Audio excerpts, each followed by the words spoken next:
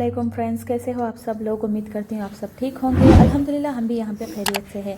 अगर आप मेरे चैनल पे नए हैं तो मेरे चैनल को जल्द से जल्द सब्सक्राइब कर दीजिए और साथ ही में नोटिफिकेशन के साथ ये ऑल बटन को भी दबा दीजिए ताकि मेरे चैनल पे आने वाला हर नया व्लॉग आप लोगों को जल्द ही पहुँच जाए, वो भी फ्री में।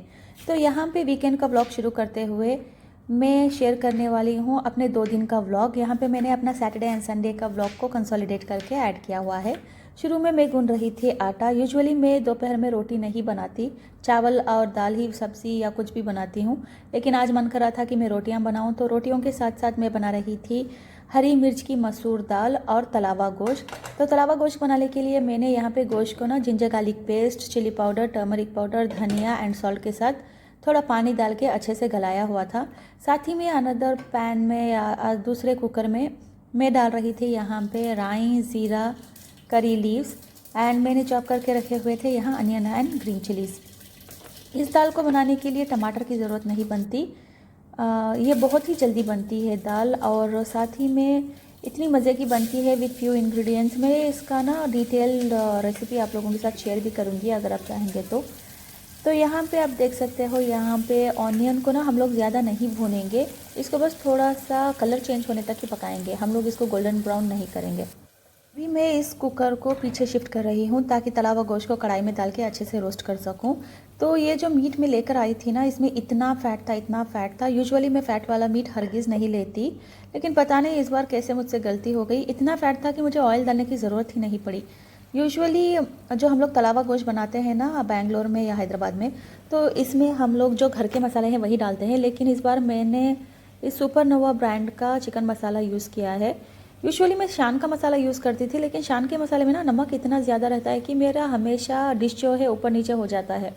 हम लोग जो इंडिया में मसाला यूज़ करते हैं, आप लोगों ने नोटिस किया होगा कि हम लोग वो मसाला डालने के बाद डिश में नमक भी डालते हैं, लेकिन शान का जो मसाला है उसमें मसाला डालने के बाद नमक डालने की ज़रूरत ही नहीं पड़ती। इसलिए मुझे उस ब्रांड के मसाला यूज़ करने में ना बहुत ज़्यादा दिक्कत होती है। लाइक कंफ्यूज हो जाती हूँ मैं कि कितना मसाला डालूँ कितना नहीं, ऐसा बोल के। तो फाइनली बहुत सारी छानबीन करने के बाद मुझे इस ब्रांड का चिकन मसाला जो है ना परफेक्ट लगा, जैसे कि हम लोग इंडिया में यूज़ करते हैं, मुझे ठीक वैसा लगा इस बार। तो फाइनली यहाँ पे मैं थोड़ा सा फूड कलर ले रही हूँ, ये कम्प्लीटली ऑप्शनल है। इसको ना हम लोग डायरेक्टली ऐड करेंगे अगर डिश में तो एक ही जगह कलर रुक जाएगा, चिपक जाएगा एंड बहुत गंदा लगेगा। इसलिए मैं थोड़ा सा 1 पिंच लेकर उसमें थोड़ा पानी डाइल्यूट करके डाल रही हूँ कढ़ाई में।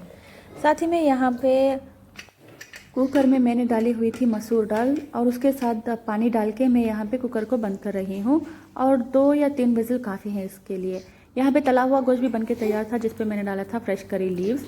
फिर यहाँ पे रोटियों को भी बना रही थी। मेरी रोटी ना कभी गोल नहीं बनती, क्योंकि मैं रोटी को थोड़ा राउंड शेप में बेल के ना उसके ऊपर थोड़ा ऑयल लगा के 4 पार्ट्स में कट करके बनाती हूँ।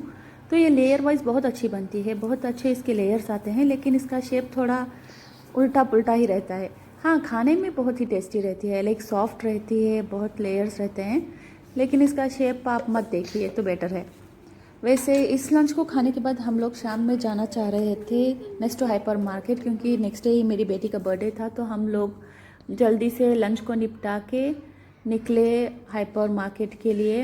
हाँ, इस खजूर की चटनी का जिक्र मैंने शायद लास्ट व्लॉग में भी किया हुआ है। ये बहुत ही टेस्टी एंड ज़बरदस्त चटनी है जिसके बगैर हमारा लंच या डिनर हमेशा इनकम्प्लीट रहता है। ये कॉम्बिनेशन देखने में थोड़ा वियर्ड लग रहा है कि रोटी के साथ नॉनवेज और दाल तो रोटी के साथ खाते ही हैं, लेकिन नॉनवेज लवर्स के लिए ना नॉनवेज हर चीज़ के साथ चलता है। वैसे आप लोग इस दाल को चावल के साथ भी ट्राई कर सकते हो, बहुत ही ज़बरदस्त रहता है।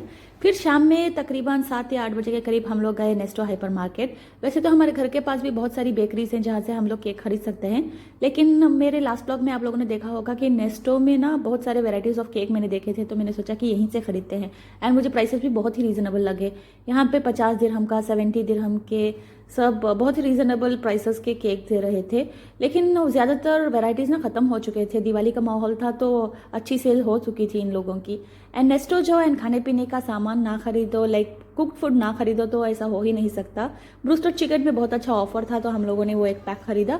फिर साथ ही में चाट काउंटर भी था, तो मेरा मन बहुत ही बेलपुरी खाने का कर रहा था, तो मैंने भैया को बोला कि मेरे लिए अच्छी चटपटी बेलपुरी बनाए एंड साथ ही में ऊपर ना एक्स्ट्रा वो टैमरिन चटनी डाल दें। ये भेलपूरी भी बहुत ही रीज़नेबल प्राइस की थी। ये सिर्फ 4.99 दिरहम की थी, यानी कि 5 दिरहम की, इंडिया के करीब आप लोगों को मिल जाएगी 120 रुपये की। ये भेलपूरी माशाल्लाह बहुत ही टेस्टी बनाई हुई थी इस भैया ने। फिर नेक्स्ट डे हम लोगों ने खाए, ब्रेकफास्ट बहुत ही लाइट रखा था मैंने, ये डोसा एंड कोकोनट चटनी। मेरी बेटी ने टीवी में ये हैप्पी बर्थडे का सॉन्ग चलाया हुआ था, क्योंकि उसको लग रहा था कि बर्थडे के दिन हैप्पी बर्थडे का सॉन्ग चलना, बैकग्राउंड में ना चलते रहना चाहिए। जैसे बच्चे कार्टून में देखते हैं ना, वो सोचते हैं कि रियलिटी भी वही होता है। फिर लंच भी हम लोगों ने कुछ बहुत ही लाइट सिंपल रखा हुआ था, एंड उसी के साथ शाम में हम लोगों ने डिसाइड किया कि हम लोग बाहर चलते हैं बफ़े के लिए। यूजुअली हम लोग बफ़े के लिए लाल किला रेस्टोरेंट जाते हैं, लेकिन वो हमारे घर से थोड़ा बहुत अभी दूर है, तो हम लोगों ने डिसाइड किया कि रॉयल पाकवाड़ी रेस्टोरेंट चलते हैं। रास्ते में आप लोग देख सकते हो कि कितने सारी दिवाली का माहौल की वजह से सबकी बिल्डिंग्स पे, सबकी बालकनीज में लाइट सजे हुए थे। एक्चुअली बरदुबई में आपको सबसे ज़्यादा लाइटनिंग देखने को मिलेगी दिवाली के टाइम पे। यहाँ पे ट्रैफिक था, तो हम लोग को ना आधा घंटा ट्रैफिक में फंसे हुए थे। फिर जैसे तैसे करके हम लोग रॉयल पाकवाड़ी रेस्टोरेंट पहुँचे, लेकिन इन लोगों की ना खुद की पार्किंग नहीं है। लेकिन हाँ, उसके ऑपोजिट, रेस्टोरेंट के ऑपोजिट ना आरटीए की पार्किंग बहुत सारी है, तो आप वहाँ पे अपनी गाड़ी को पार्क कर सकते हो। इस रेस्टोरेंट को हम लोग गूगल में रिव्यू देख के पहली बार जा रहे थे, तो मुझे एग्जैक्टली समझ नहीं आ रहा था कि इसका एंट्रेंस कहाँ पर है। यूजुअली रेस्टोरेंट्स का बाहर से ही डायरेक्शन लगा हुआ रहता है ना, कि किस फ्लोर पे जाना है, कहाँ पे है बोल के। यहाँ पे रिसेप्शन में भी कोई नहीं था, तो हम लोग थोड़ा कंफ्यूज हो गए थे। फाइनली एक बंदे से मिले एंड उसने कहा कि एम फ्लोर पे जाना है। एंट्रेंस ऐसा लग रहा था जैसे हम लोग रेस्टरूम्स को जाते हैं ना, वैसा था, नैरो स्पेस था। लेकिन जैसे ही दरवाज़ा खुला तो खुलजा सुमसुम की तरह एक मैजिक सा डोर ओपन हुआ, एंड वहाँ एंट्रेंस में ही राइट साइड में इन लोगों ने रखा हुआ था main course and barbecue, and left side में थे ये सारे डेजर्ट्स। इनका एम्बियंस बहुत ही हैपनिंग था, एंड यहाँ पे शायद किसी का बर्थडे भी होने वाला था, तो बर्थडे पार्टी के लिए भी डेकोरेशंस की हुई थी। एनिवर्सरी का भी डेकोरेशन किया गया था। यहाँ पे बच्चों के लिए खेलने के लिए, यहाँ पे टाइम पास के लिए एक छोटा सा राइड भी रखा था। Then soup of the day में था chicken soup, chicken corn soup. ये बहुत ही टेस्टी था पीने में। इनकी डिशेस ना मुझे थोड़े मिनिमम लगे कंपेयर टू अदर बफेस जहाँ पे हम लोग जाते हैं, लेकिन जितने मिनिमम भी थे बहुत ही ज़्यादा स्वादिष्ट थे। ये थे डिफरेंट वैरायटीज़ ऑफ सैलड्स, इसके साथ बहुत ही अचार, सॉसेस एंड हुमूस सब रखा हुआ था। एक्चुअली हम लोग ना गए तकरीबन 8:30 बजे के करीब। इनका बफ़े जो है शाम का डिनर का, वो 7 बजे से 12 बजे तक खुला रहता है, तो इसलिए शायद लोग बहुत देर से पहुँचे, एंड लोगों के देर से आने की वजह से इन लोगों ने खाना भी थोड़ा देर से सर्व किया हुआ था। मतलब कम क्वांटिटी में रखा हुआ है यहाँ पे, लेकिन जैसे जैसे लोग आते गए ना क्वांटिटी बढ़ती गई, शायद ठंडा हो जाएगा इसलिए। मुझे ये नूडल्स एंड ये चिकन शशीक जो है बहुत ही ज़्यादा पसंद आया। इसी के बगल में था ये chicken biryani. Chicken biryani sadly मैं टेस्ट नहीं कर पाई, मेरी बेबी रोने लग गई, तो मैं बस ये वीडियो ही ले सकी। ये पाकिस्तानी स्टाइल की चिकन बिरयानी है शायद।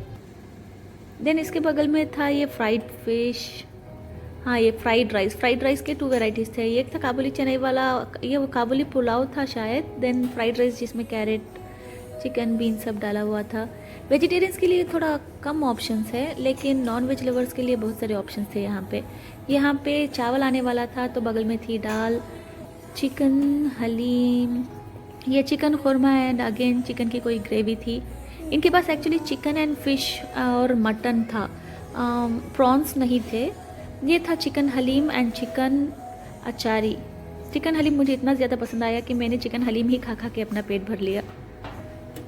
ये था चिकन अचारी, एंड इसके बगल में थी वेजिटेबल की कुछ सब्ज़ी। ये चिकन अचारी भी बहुत ही ज़्यादा टेस्टी था खाने में।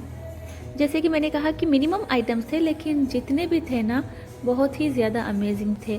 हर वैरायटी ना टेस्ट करने पे बहुत ही ज़्यादा फ्रेश लग रहा था। यूजुअली बफेज़ में होता है ना, कभी कभार ऐसा लगता है कि शायद बासी रख दिया होगा, यहाँ पे वैसा कुछ नहीं था, बहुत ही ज़्यादा टेस्टी था।